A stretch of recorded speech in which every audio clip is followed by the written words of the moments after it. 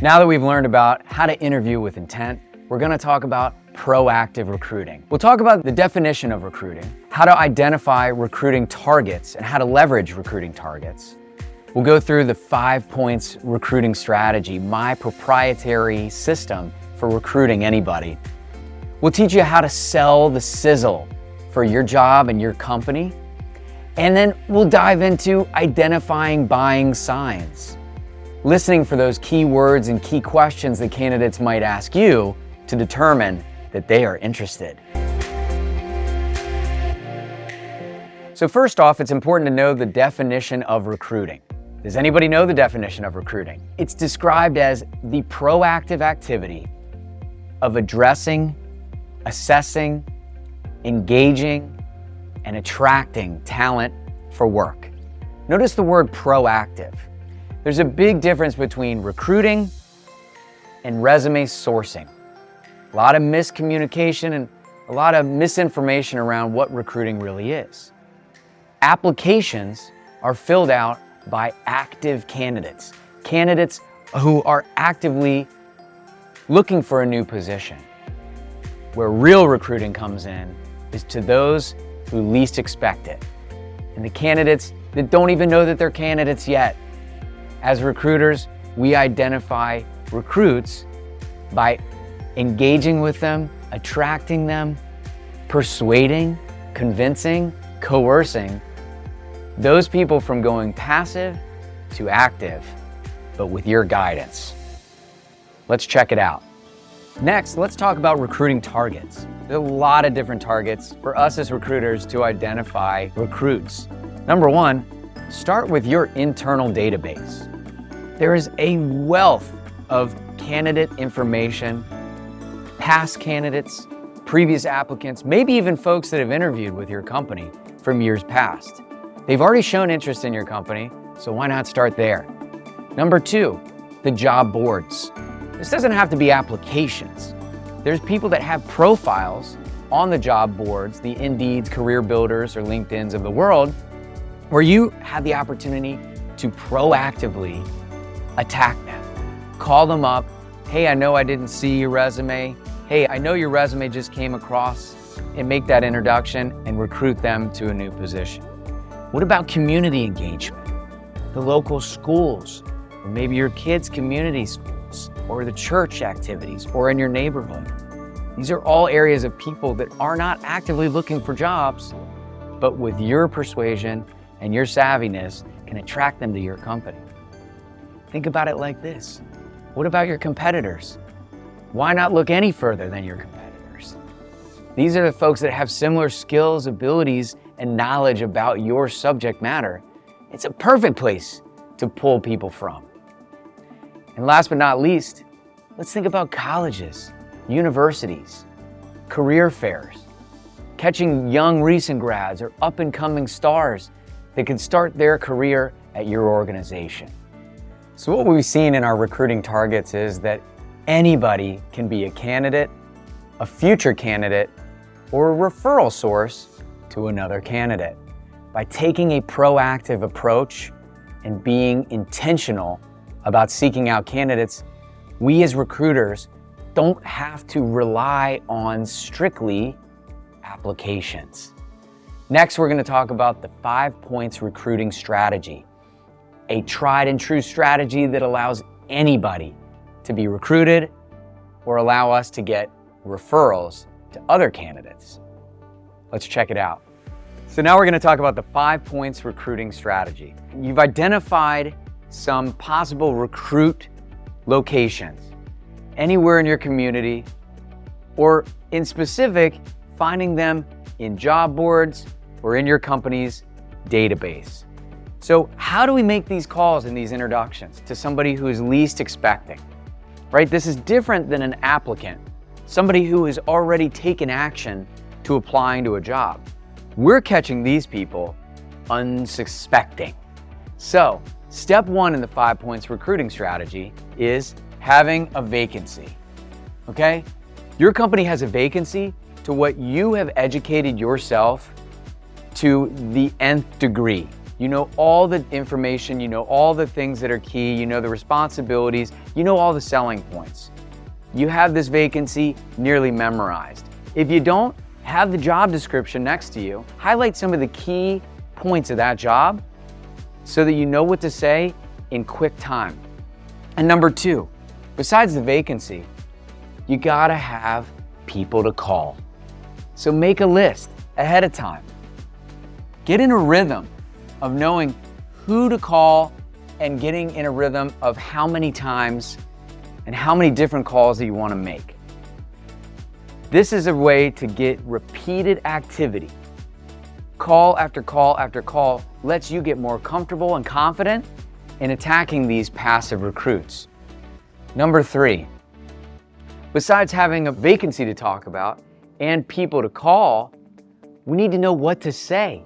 So a script to write down what it is that you're gonna say. How are you pitching these jobs? How are you attracting these candidates? What are you selling about your organization or about this job opportunity that's gonna get them excited? After you have a script, you have a vacancy, and you have people to call, we wanna have good judgment, okay? Good judgment is key to being a good recruiter. If you don't have good judgment, you're not gonna get to listen to the things that may go over your head. You may not identify buying signs. You may overlook red flags. So having good judgment is key to making a good 5 points recruiting call. And last but not least, it's critical to have enthusiasm. Okay? Candidates or passive candidates can feed off of your energy, and they feed off of your enthusiasm. If you're excited about whatever you're calling about, they're gonna be excited too. Use these 5 techniques when you make calls. The best way to get results is practice. Practice, practice, practice, and that'll make perfect. Good luck. We're talking about selling here, and to some recruiters, that might make you nervous, okay? But make no buts about it, recruiting is sales. It doesn't have to be intimidating if you're prepared. So getting an understanding of what's sellable about your company and about the job for which you're recruiting is vital. One thing we talk about is sizzle. Now you might have heard this phrase before, sell the sizzle, not the steak. Recruiters have sometimes inability to be concise. They try to get long-winded and get as excited as they can, but sometimes less is more. So what we talk about when we sell the sizzle is when you're making 5 points recruiting calls, you're gonna wanna talk about some of the unique job features. What's unique about that job that's not just any other mundane position in the organization? You're gonna wanna talk about the company's reputation, or maybe what impact it's having on the community, or an impact it's having positively on the environment. You may wanna talk about some of the valuable services that the company brings, how it's giving back to people across the country. Maybe it has extraordinary compensation and benefits. Bottom line is, sizzle is selling points about your company. And recruiters get to use these to attract candidates to join their job. Or even some advanced technology that no other companies in the area are utilizing. These are sizzle points. Sell the sizzle, not the steak. They don't need to know everything that's going on in this organization. Remember, we're just trying to attract them to have a more detailed conversation with you, the recruiter. Now, when you're selling the sizzle about your company or about the job for which you're recruiting, in our 5 points recruiting strategy, inevitably you're gonna hear buying signs. Again, remember, these folks were unsuspecting. They didn't anticipate taking your call. So immediately they're gonna try to screen themselves out or screen themselves in. And it's our job as recruiters to decipher between one or the other. Some of the buying signs that candidates might have when you're having these 5 points recruiting conversations are, well, what does the job pay? Now, how you interact with that question, how you overcome that question, how you answer that question, that's up to you. We're live. We're in the midst of this phone conversation. We're in the moment. Answer the question and guide them to a close. Now, another question might be, what is this shift? Or what are the hours of the position? Again, answering the question with accuracy and confidence, and then moving on, guiding them through the conversation. Ultimately, our goal here, again, is to establish a clear next step, whether it's a phone interview or it's an in-person interview with you or your hiring manager. They might ask, hey, how many people are on the team? Or why is the job open? Or why are you contacting me? Again, it's our job as recruiters to have good judgment and be able to make moves on the fly, answer those questions that they ask, pivot, and then guide them to a close. Well, the reason I selected you is because you have tremendous experience based on your resume with project management, Excel, and data mining. And the job for which I'm recruiting requires all of those key attributes. How would you feel about having a more in-depth conversation? I realize I caught you out of the blue today. What do you think? See, address the question, pivot, and then guide them to the close. That's a great way to getting buying signs and transitioning it into action. And again, recruiters, look, the most important thing is energy and enthusiasm. The person you're talking to on the other end of the phone will feed off of your enthusiasm. Maintain your passion, excitement, and enthusiasm. If you're not feeling it one day, maybe it's an extra cup of coffee. Whatever you gotta do to be in a spot to where the other person on the other end feels your passion, feeds off of it, and trusts you that you're so excited because they need to be excited. Keep in mind, we're providing career opportunities to these folks. What's not exciting about that? Boost the energy and get more placements. So the following are some examples of buying signs that recruiters might hear when making recruiting calls. So what do you think about the position as I described it to you? It sounds good. I'll be curious about the salary. Do you have any range in mind? Yeah, well, the salary range is negotiable. I think we can pay up to $100,000 for the right candidate. But what are you targeting from a salary standpoint? Yeah, I had in mind anything between 95 and 105. That's great. So what is it that you're looking for in your next position?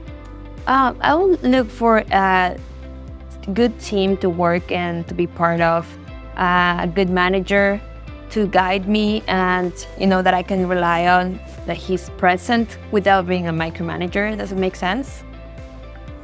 Yeah, no, that's great. How are the teams? How will be the team in this position? That's a great question. This is one of the highest performing teams in our company. Matter of fact, there's 2 award winners and a recent promotion based on exemplary performance. But how do you feel about maybe taking the next steps in the conversation? Yeah, sounds great. So what are some other areas that you'd like to see yourself thrive in the business? I would like to make sure I get to be part of the sustainability efforts of the company. That's great. Well, sustainability is an important part of what we do here. Yeah, that sounds great. So what do you think about scheduling an interview for a more formal conversation? I know I caught you out of the blue. I love that.